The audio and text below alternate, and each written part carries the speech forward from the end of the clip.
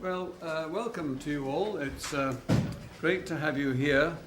This establishment's been going for quite a few years, as you probably know, about 1,000 years, I think, which is why, of course, the government wants to destroy it, but that's another story. When I first came here, I went into the tea room, and you sit at this long table, sat beside an old chap. Well, when I say an old chap, I suppose he was the same age as I am now. But anyway, I sat down, and the waitress came and said to him, "And what sort of tea would you like, my lord?" And he looked at her, rather puzzled, and said, "Well, Earl Grey, of course."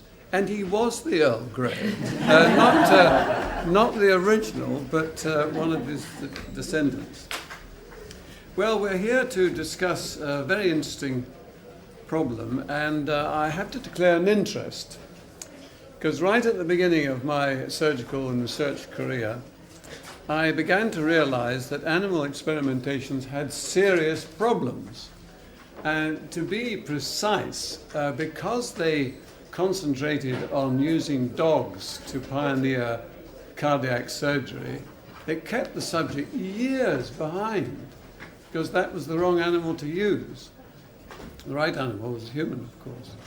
And so early on in my career, I didn't really find animal experimentation helpful, but I did find human experimentation helpful, and was able to do that during operations on the intestine, with the permission of the patient, of course. And there was never any problem with that. You would say to them, "Now, during the operation, we'd like to do some experiments on your intestine, and it won't do you any harm, but it won't do you any good, and in fact, it won't add anything to your particular problem.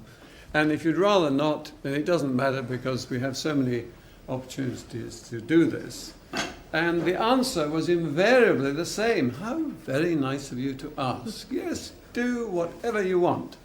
So in other words, putting the ball right back in your court. Anyway, we're here to discuss the problems, and it's nice to welcome somebody from the United States and also from France, so far afield. You're very welcome. And we've got people from many walks of life, surgeons, pathologists, politicians, administrators, pathologists, and so on. So we're looking forward very much to hearing your views. So.